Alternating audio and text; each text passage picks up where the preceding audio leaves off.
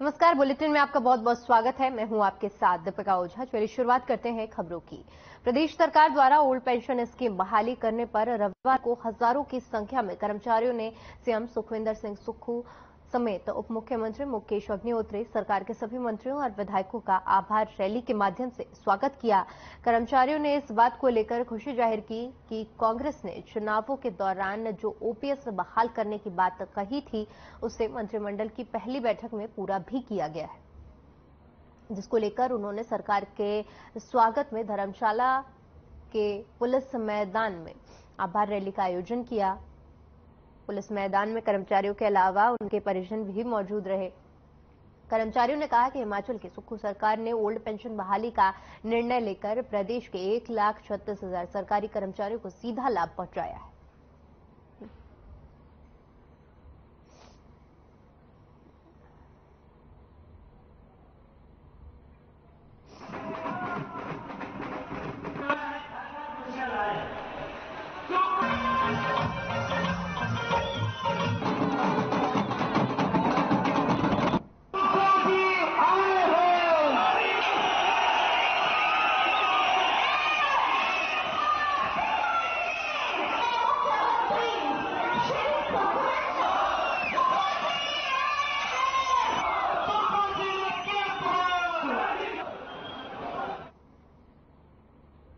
वहीं शिमला से धर्मशाला जाते समय प्रदेश के स्वास्थ्य और परिवार कल्याण मंत्री डॉक्टर धनीराम शांडिल घुमारवी अस्पताल का निरीक्षण करने पहुंचे। साथ ही वहां प्रदान किए जा रहे स्वास्थ्य सुविधाओं का उन्होंने जायजा लिया।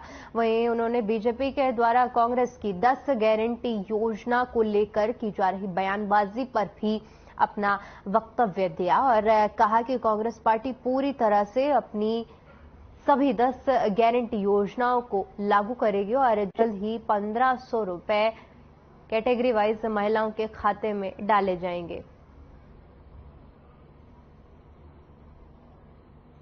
उन्होंने कहा कि प्रदेश में कांग्रेस सरकार ने थोड़े ही समय में रिकॉर्ड तोड़ विकास किया है, जिससे बीजेपी बौखला गई है।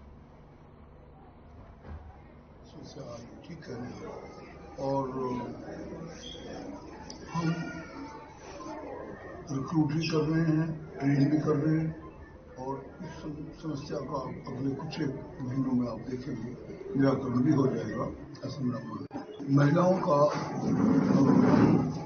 चरणबद्ध तरीके से दे रहे हैं। इनफैक्ट इसी आने वाले महीने में जून में पहला जो बैच हमारा बांटा गया है उस कैटेगरी के मुताबिक और उस चरणबद्ध तरीके से सब महिलाओं को जो हमने 1,500 रुपये पर मंथ की बात कही है वो बाकायदा दिया जाएगा, इसमें कोई दो राय नहीं। मैं समझता हूँ कि जो एक बार कोई प्रॉमिस कर दिया जाए वो देना ही चाहिए और उसके देने की पूरी प्रपोजल और तैयारी हमने करी।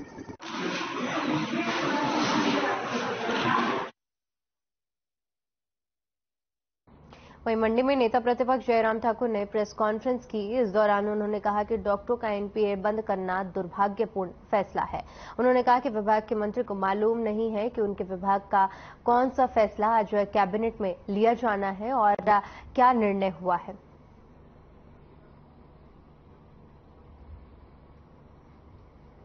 17 मई की कैबिनेट में आइटम नंबर 33 में ये एनपीए का फैसला लिया गया, जिसमें मंत्री बैठे थे। उन्होंने कहा कि सरकार के इस फैसले के बाद पूरे प्रदेश के डॉक्टरों ने हड़ताल का फैसला लिया है। हमसे इसमें प्रतिनिधि लगातार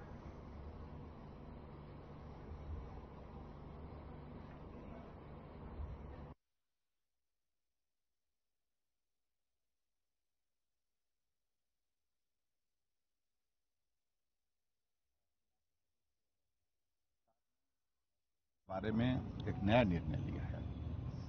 जो डॉक्टर पास आउट होकर के सरकारी नौकरी में जाएंगे और उनके लिए कहा कि आपको एनपीए सरकार नहीं देगी। मैं इस निर्णय का विरोध करता हूं और भारतीय जनता पार्टी इस निर्णय का बिल्कुल पुरजोर विरोध करती है। हिमाचल प्रदेश में डॉक्टर के भी 2 श्रेणियां उन्होंने बना दी इस तरह से, जबकि सभी डॉक्टर चाहे वो नए सर्विसेज देने वाले होंगे चाहे वो पुराने सर्विसेज दे रहे हैं, आदमी की जिंदगी को बचाने के लिए एक बहुत महत्वपूर्ण भूमिका निभाते हैं। लेकिन दोनों को, एक को एनपीए मिलेगा, एक को नहीं मिलेगा। एनपीए उनका बंद करना ये बहुत ही दुर्भाग्यपूर्ण है।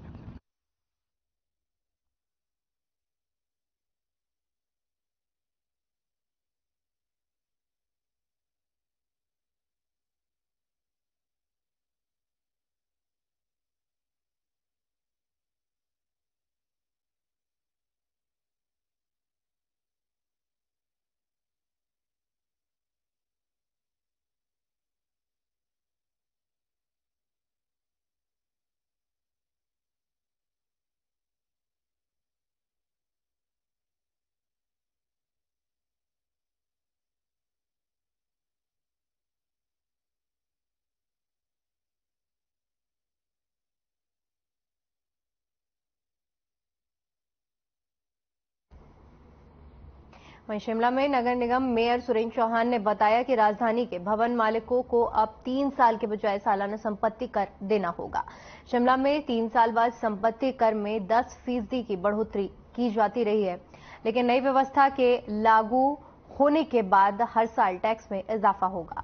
वहीं उन्होंने बताया कि केंद्र सरकार ने राज्य से लेकर देश के शहरों में इस टैक्स की व्यवस्था को लागू करने को जरूरी किया है। बता दें कि केंद्र सरकार ने जो फॉर्मूला दिया है वह प्रदेश के विकास दर पर आधारित है। प्रदेश में बीते 5 साल में जीडीपी दर क्या रही है उसकी औसत के हिसाब से ही टैक्स में बढ़ोतरी की जाएगी।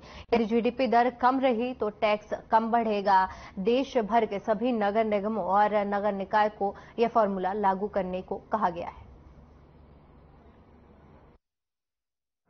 देखिए, प्रॉपर्टी टैक्स को लेकर के पिछले जो नगर निगम के एक बैठक में एक फैसला हुआ होगा पूर्व में कि आफ्टर 3 इयर्स जो हम प्रॉपर्टी टैक्स बढ़ाते हैं, तो अभी तक शायद इस बार ये भी नहीं बढ़ाया था, जनवरी या मार्च में, जनवरी या फरवरी में अभी तो बढ़ाया नहीं था। लेकिन उसका मेरा ये मानना है कि आपका जो टैक्स है हम उस हिसाब से इस बार जीडीपी के हिसाब से बढ़ाएंगे। जो जीडीपी है जो कंट्री का, या जो 3 पॉइंट कुछ जीडीपी आएगा, उस बेस पे हम इस बार टैक्स को बढ़ाने की, ना कि 10% नहीं बढ़ाएंगे, लेकिन 3 पॉइंट जो जीडीपी होगी उस बेस पे हम अपना टैक्स, प्रॉपर्टी टैक्स को बढ़ाने का एक प्रस्ताव लेंगे। हिमाचल के पंचायती राज मंत्री अनिरुद्ध सिंह अपने विधानसभा क्षेत्र कुसुम्पट्टी के पनेहा सड़क का उद्घाटन करने पहुंचे। सड़क उद्घाटन के बाद अनिरुद्ध सिंह ने एचआरटीसी बस को भी हरी झंडी दिखाई, जिसके बाद अनिरुद्ध सिंह अपनी सरकारी गाड़ी छोड़कर बस में चढ़ गए और करीब 2 किलोमीटर तक सफर करके कार्यक्रम स्थल तक पहुंचे, जहां उन्होंने जनसभा को संबोधित किया। इस दौरान पंचायती राज मंत्री ने कहा कि भराड़ी से काकरा बगोरा तक सड़क थी और लोग पनेहा तक सड़क ले जाने के लंबे समय से मांग कर रहे थे। इस सड़क का निर्माण कार्य पहले पूरा हो गया था, लेकिन नगर निगम चुनाव के दौरान आचार संहिता लागू थी। आज इस सड़क का उद्घाटन किया गया है।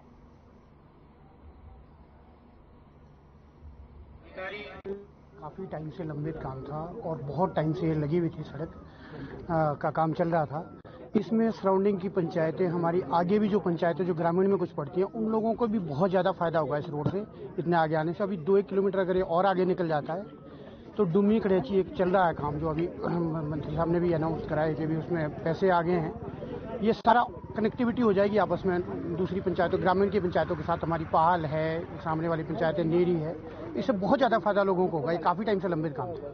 दूसरा, पानी की भी योजना का काम साई फाउंडेशन कर रही है, जो हमारा सुन्नी से लिफ्ट हो रहा है।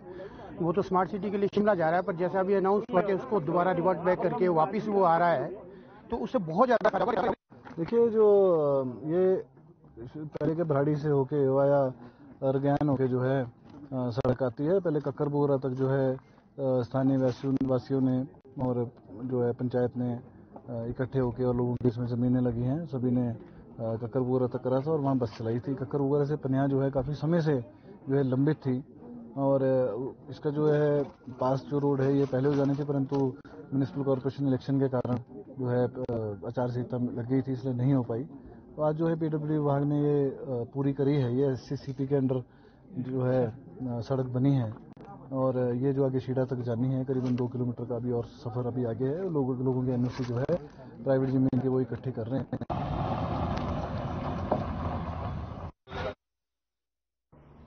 वहीं शिमला के परिषद भवन में जिला परिषद की बैठक हुई। बैठक में जिले के दूर दराज क्षेत्रों के विभिन्न सरकारी संस्थाओं में रिक्त पड़े पदों को लेकर परिषद सदस्यों ने सवाल उठाए। वहीं सब सीजन के लिए सरकार द्वारा घोषित 24 किलो की पैकिंग को सही ढंग से लागू करने के साथ ही सड़कों की हालत ठीक करने की मांग की है। इसके अलावा हाल ही में हो रही ओलावृष्टि से फलों को हुए नुकसान को लेकर भी चर्चा हुई। बैठक में विभिन्न विभागों के अधिकारियों की अनुपस्थिति को लेकर सवाल उठाए गए और जिला परिषद अध्यक्ष चंद्र प्रभा नेगी ने नाराजगी जताते हुए प्रदेश सरकार से इन अधिकारियों पर कार्रवाई की मांग की है। हमारी जिला परिषद की बैठक आज हुई है। कई अहम मुद्दे इस पे उठाए गए हमारे माननीय जिला परिषद सदस्यों द्वारा और उनमें कई अधिकारियों ने बहुत अच्छा कार्य किया, उनका भी हम धन्यवाद करते हैं। लेकिन कई अधिकारी हमारे इस बैठक से नदारद रहे। जैसे आपके कोटखाई से एक्सन साहब नहीं आए, अन्य जगह से कोई अधिकारी नहीं आए। तो मेरा माननीय हमारे मुख्यमंत्री हिमाचल प्रदेश से आग्रह रहेगा कि उनके खिलाफ सख्त कार्रवाई की जाए, क्योंकि हमारी 3 महीने के बाद एक बार बैठक होती है। हम चाहते हैं कि हम अपनी जनता की आवाज यहाँ पे उन तक पहुँचाए। इनका जवाब दिलाने की उत्तर भी आ नहीं चाहिए।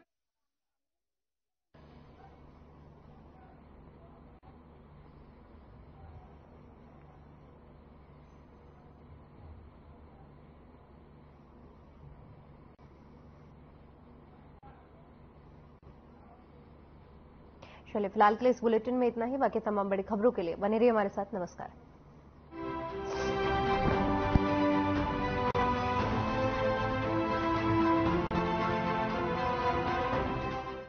Must be joking.